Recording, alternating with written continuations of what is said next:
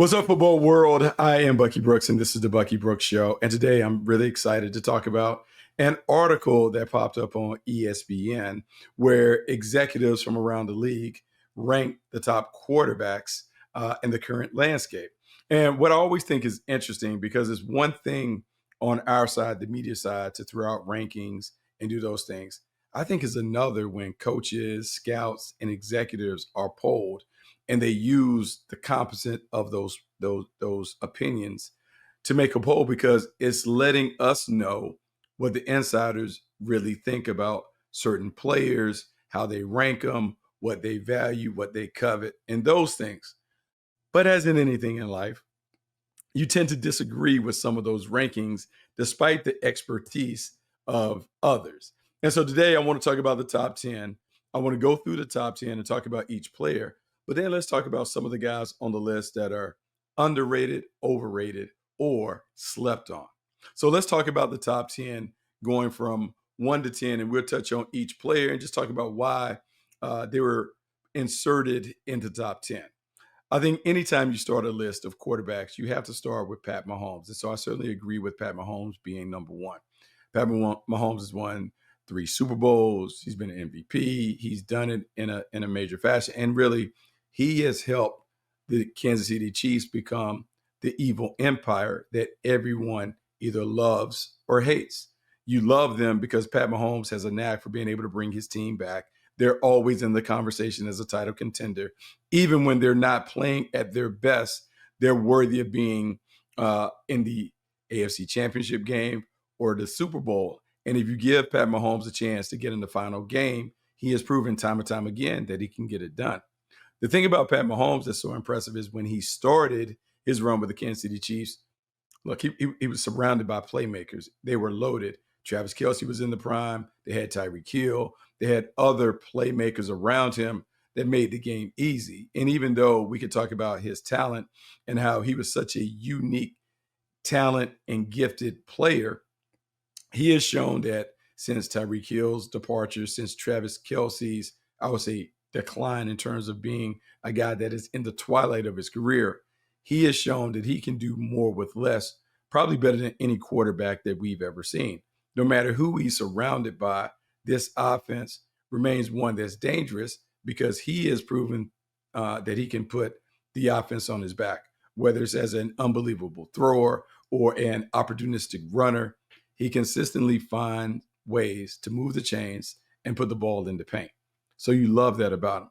What I love about him is the competitive fire and how he sets the tone for his team by being willing and able to take on all comers. And the bigger the game, the better he performs. And you absolutely love that, which is why the most talented player who has the most, I would say, the most decorated resume deserves to be number one. At 2, these executives rated Josh Allen second best quarterback in the landscape. Can't knock it. Josh Allen's coming off an MVP season. Josh Allen is, I would say, the new prototype at the position, given the fact that he is a guy that is an accomplished pocket passer, who is a big, sturdy, rugged runner, who can make things happen on script, off script. He can do it with playmakers, without playmakers. And really, last year allowed us to see how he's able to elevate a team. You remove Stephon Diggs, you take away some of the other weapons that he had around him, and this offense was just the most prolific offense that we saw in football last year. They were putting up points with, I would say, unheralded playmakers on the outside. Khalil Shakur, you didn't know what you can get from Keon Coleman. Some of the other guys who weren't household names, they were able to kind of get to 30 points a clip because Josh Allen was able to will them to that.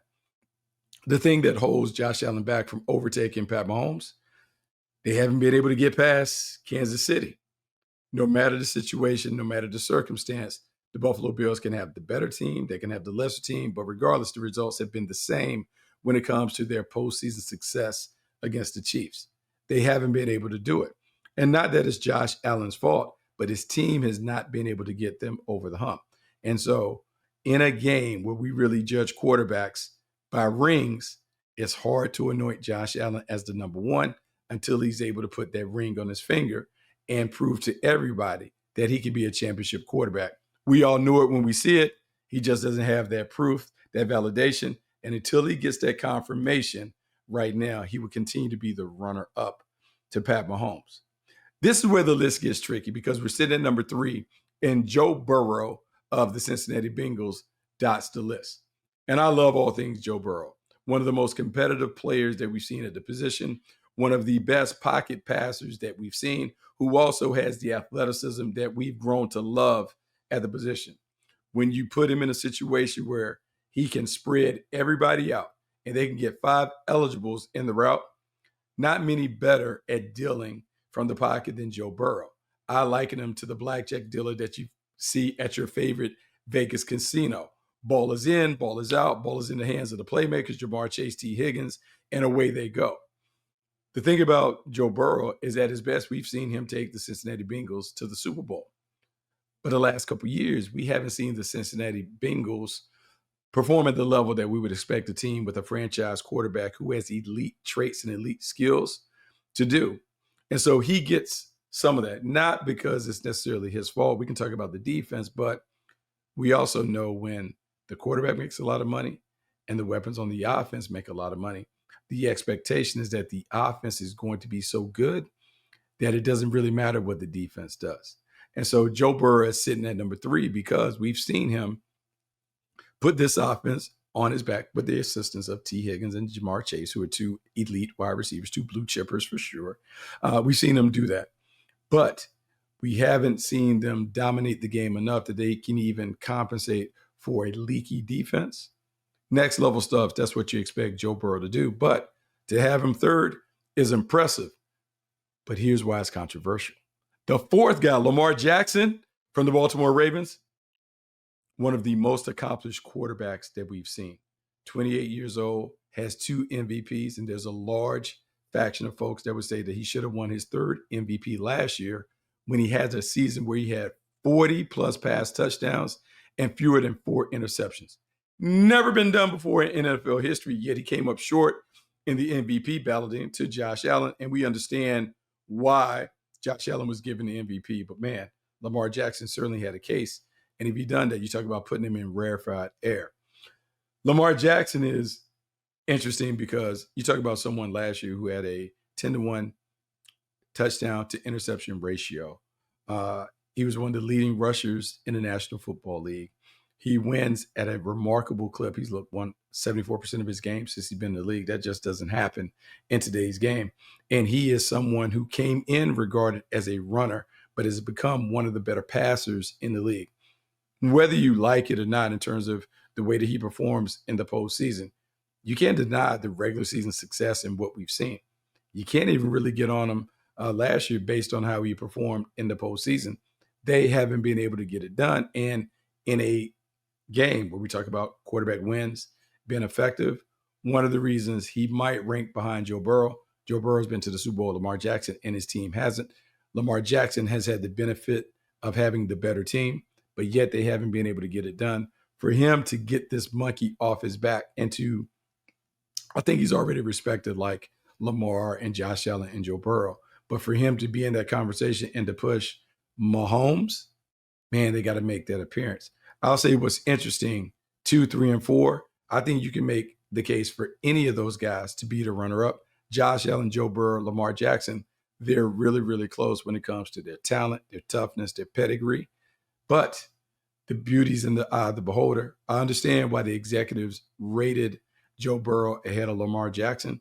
But man, when you talk about his superpower as a runner, you can make the case that he deserves to be 2 or 3 in the situation, given his MVPs and those accolades that he's earned on his own accord. Regardless, he's in the top 5, so you can't really make a big stink about it. But at number 5, Jayden Daniels from the Washington Commanders.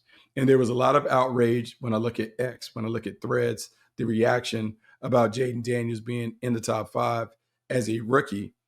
But I'm going to say this, and we've talked about it. Look, quarterbacks come in 2 categories. They're either trucks or they're trailers. Trucks are quarterbacks that are capable of carrying their team to the promised land. Trailers are the quarterbacks who need their team to carry them.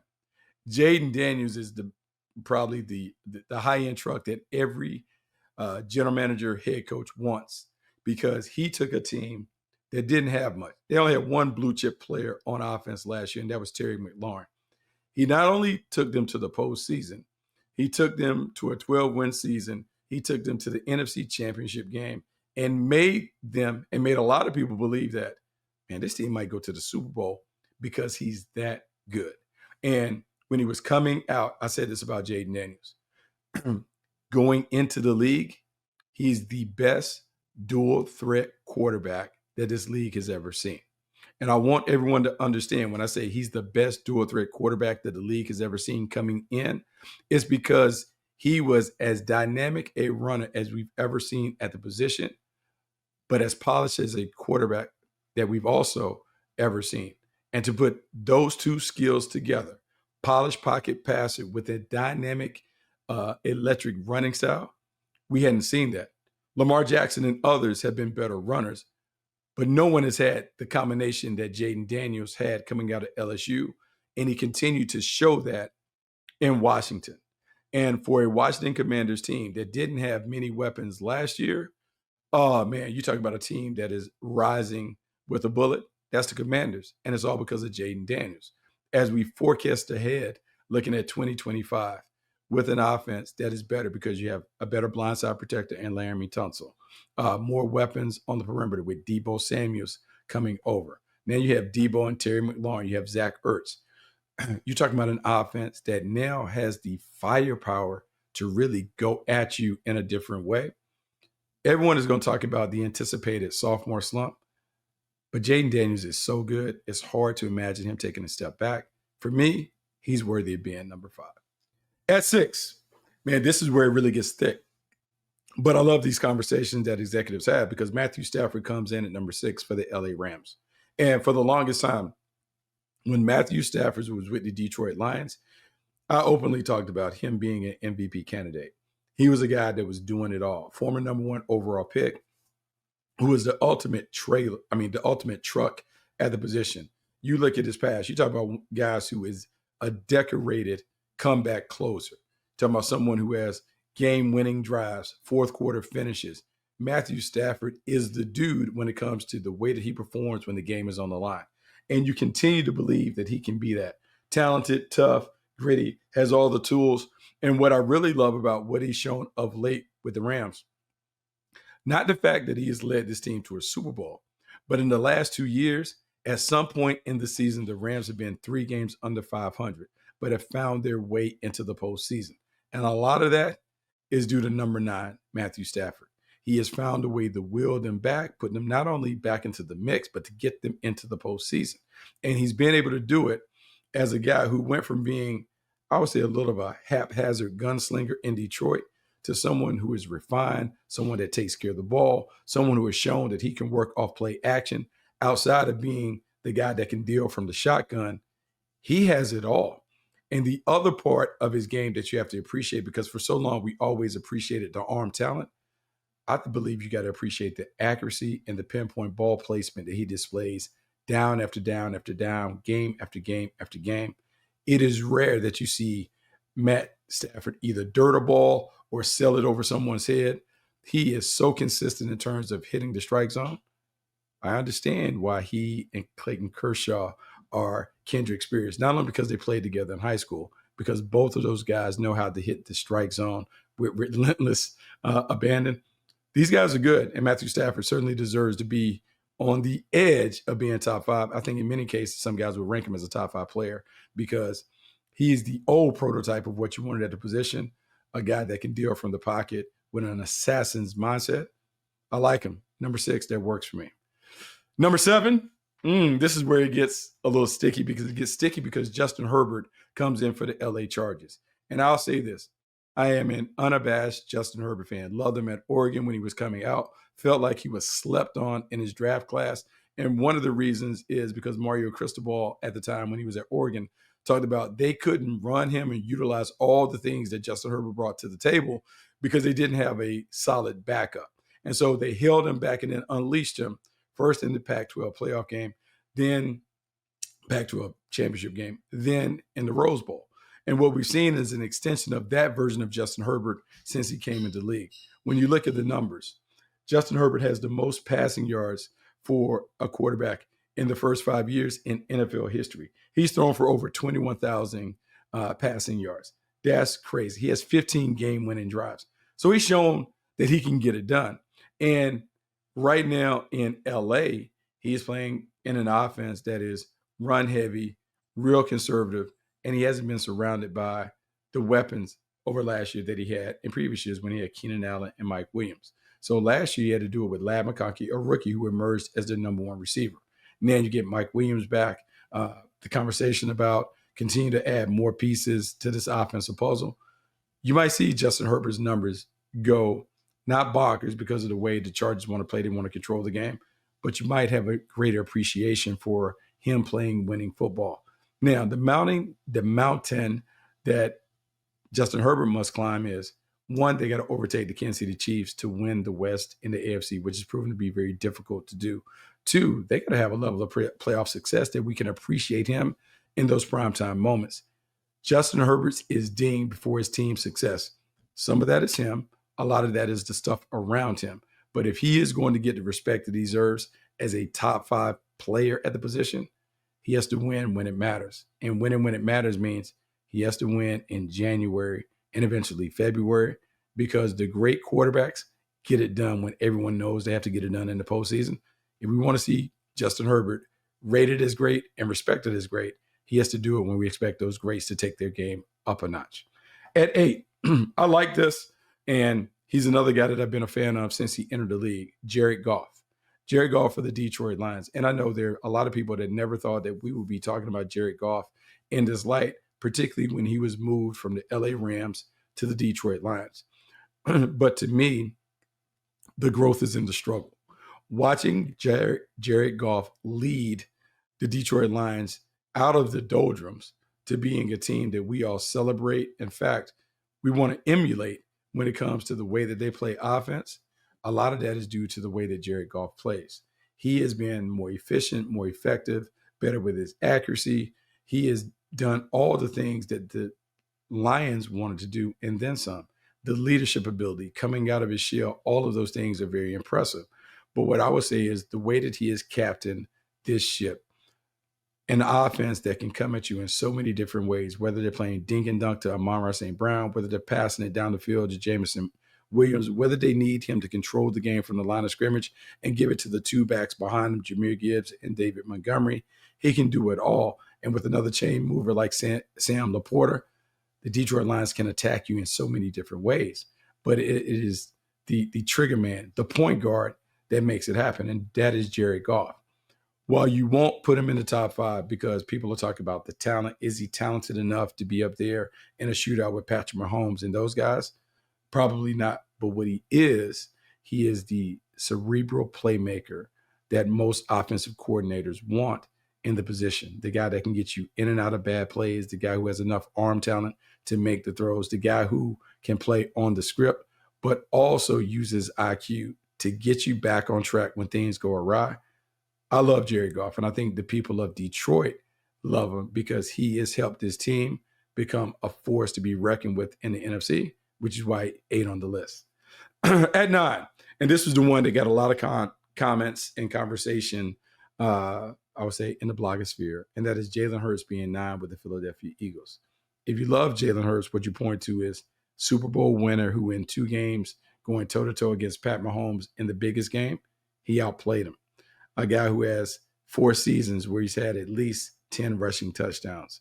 Someone who has been able to help the Philadelphia Eagles change the way they play offense by operating with a run-heavy approach with the quarterback as a centerpiece, even though now he's supported by Saquon Barkley with a 2,000-yard season. It is different, though, because what you're doing is you have a quarterback who's a rugged runner handing the ball off to maybe the most explosive running back in the league. But on the outside, they have 2 dominant pass catchers and playmakers in Devontae Smith and A.J. Brown. People will say, well, how can you love Jalen Hurts when he has the best offense that anyone can have? And I'll say this, it's a team sport, and the better the team around you, the better it should be for the quarterback when it comes to how he plays, how efficient he is. Jalen Hurts certainly benefits from having the people around him, but he's also a big part of what makes those guys great because of the attention he commands as a runner, particularly down on short yardage. And then when you think about having to be sometimes the big brother to the head coach, Nick Sirianni, when it comes to the maturity and keeping the team on track, I mean, Jalen Hurts gives off some of those young Russell Wilson-ish vibes when they were winning a lot of games in Seattle, but the credit would kind of go to him, but really go to the Legion of Boom and those things.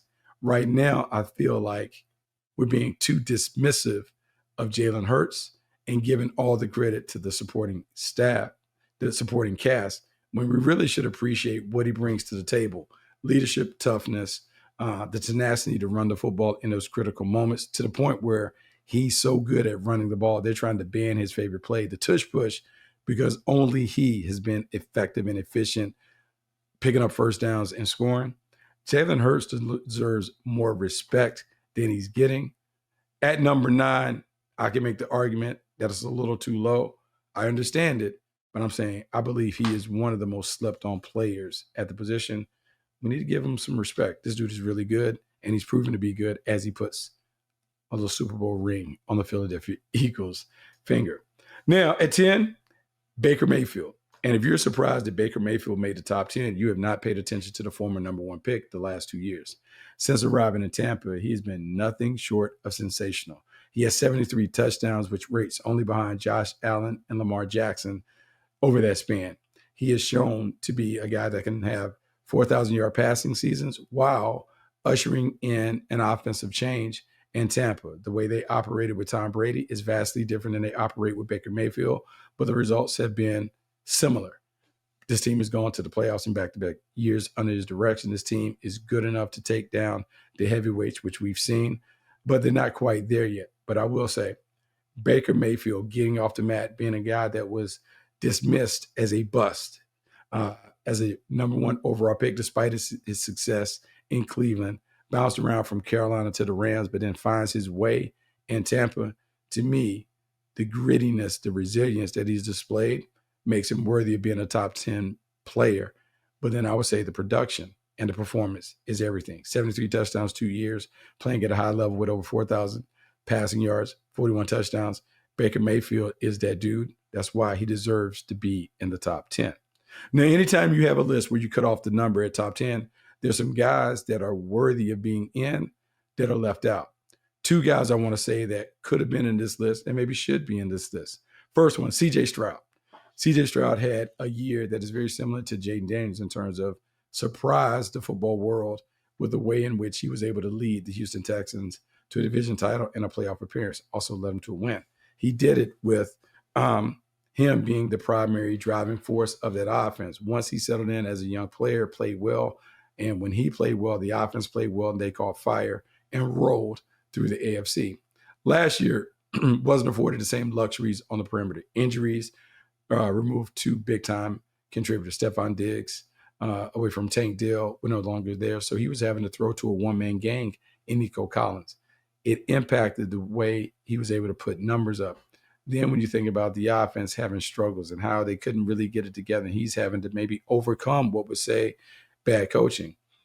Look, he's worthy of being in the conversation. Didn't happen last year because the performance dipped, but I would say not through any fault of his own, but through just injuries and unfortunate coaching when it came to being outworked, out-schemed, out-X and O's on the whiteboard. That happened, and he couldn't overcome it. Maybe in 2025, we've regained the appreciation for a guy that is certainly worthy of being a top 10, maybe even a top 5 pick at the quarterback position. And then the final one I'm going to say that people have just gotten it wrong on is going to be Brock Purdy. The newly minted $50 million man deserves to be in the conversation as a top 10 player. One of the reasons why is we've seen this Shanahan offense, and we talked about the Shanahan offense can make anybody a star. Well, we saw other players at the quarterback position in San Francisco, and they didn't transform to stars like Brock Purdy. Brock Purdy doesn't have the size, doesn't have the big arm that you like, but what he does have, superb touch timing and anticipation. The way that he operates from the pocket is exactly how Kyle Shanahan wants his quarterback to operate. And I've said this about the San Francisco 49ers and Kyle Shanahan. He basically wants to play like a video game with somebody else making the things happen from the pocket. That person, the joystick, is Brock Purdy. And I don't know if anybody has played this well in Shanahan's system for this long. This is a guy that is completing a high rate of his passes. He's giving them the big plays, and he's doing it in, I would say, a deceptive package that makes you think that he can't play and go toe-to-toe with the elites. But we've seen in big games, we've seen Brock Purdy do it. Brock Purdy, to me, doesn't give enough credit. Maybe it's the outrage over him being the $50 million quarterback after being Mr. Irrelevant. But I think you have to cast aside what the money is and really grade him on how he plays. There are not 10 better quarterbacks than him in the league based on how he plays. Maybe at the end of this year, we'll make a little revision and Brock Purdy's name will be in the top 10. It's really interesting and fascinating when people rank stuff. I love it. I love ranking and banking pieces. And I love the fact that the executives were able to weigh in on what was transpiring in the National Football League at quarterback. Didn't agree with all of them, but man, it is hard to argue with some of the guys in the top 10. So that's my look at what ESPN put out when it came to polling their top 10. The quarterback position, the most important position in football. Bucky Brooks has his take on the top 10. Hopefully you'll leave comments in the comment section. Let me know what you think about my take on the top 10 quarterbacks in the league.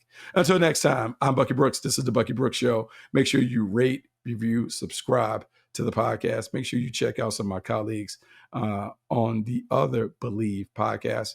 We're doing great things over here, and it's only going to get better as training camp is about to kick off next weekend. Until then, I'll talk to you.